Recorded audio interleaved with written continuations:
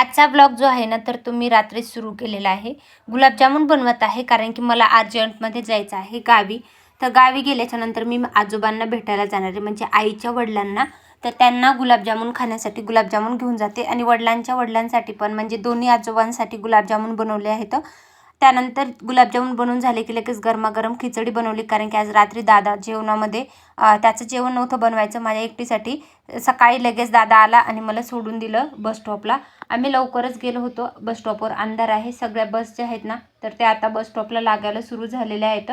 तर बघत होते मला बस कुठं लागेल, तर मला लगे बस जी आहे ना तर ती लागून गेले लगेच, आणि बस लागली होती पुणे गेवराई. तर लगेच बसचा जो प्रवास आहे ना तर तो सुरू झाला माझा पुण्यामधनं गावाकडे जाण्यासाठी. तर बस थांब्यावर थांबली होती जेवण्यासाठी. तर बघू शकता हा नगर हायवे आहे. इथं धाब्यावर जेवायला थांबल्याच्या नंतर आम्ही पण उतरलो होतो. इथं शिवाई बस जी आहे ते बीड मार्गे होती, पण मला बीड मार्गे नव्हतं जायचं, गेवराईला जायचं होतं. त्याच्यामुळं मला साध्या बसमध्ये जावं लागलं, आणि बस थांबली होती त्यामुळं मी हात वगैरे धुतले, फ्रेश झाले आणि मूग डाळ घेतली खाण्यासाठी. बघू शकता मूग डाळ खात खात माझा प्रवास एन्जॉय केला. त्यानंतर मामाच्या गावी गेले डायरेक्टली. आई माझी गेवराईमध्ये येऊन थांबली होती, ताई थांबली होती. तिथून आम्ही डायरेक्ट मामाच्या गावी गेलो. मामाच्या घरी अशी मांजर होती.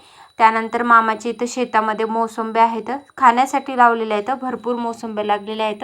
त्याचं थोडंसं मी शूट घेतलं. त्यानंतर मामाचं जे घर आहे ना, आईन ते जेवत होते, मला काही जेवायचं नव्हतं कारण की मी प्रवासामध्ये जेवण केलं होतं. आणि हे मामाचं घर आहे. आजोबा इकडे बसले, तर मामाचं घर पाठीमाग आहे. तर मामाची गायचं वासरू आहे. तर बघू शकता किती छान वाटते. कारवड आहे, त्याला मी नवीन दिसते ना त्याच्यामुळे ते घाबरते. तर बघू शकता मस्त आहे, एकदम छान छान. तर मला पण असं गावाकडे ना असं भारी वाटतं, मस्त वातावरण असतं, फ्रेश असतं, जनावरं असतात मस्त वातावरणामध्ये. त्यानंतर आजोबाकडे गेले. आजोबा जे आहेत ना तर ते थकलेत आता, जास्त काही दिसत नाही. हे मामाच्या तिकडचं घर आहे. इकडे पटांगणाला आजोबांचं जे आहे ना तर ते टाकलेलं आहे बाज वगैरे बसण्यासाठी. तर तिकडे बसले होते मी येऊन. तर आजोबांना बोलत होते लहानपणीच्या ज्या गप्पा होत्या, कारण की लहानपणी जेव्हा आम्ही लहान असायचो तेव्हा आजोबा यायचे आम्हाला. त्यांच्या शेतामध्ये पेरूची बाग होती, सीताफळाची बाग होती, नारळ वगैरे घेऊन यायचे आजोबा. तर ते बोलत होते, मी आजोबांसोबत बोलले. त्यानंतर मोसंब्या तोडण्यासाठी गेले.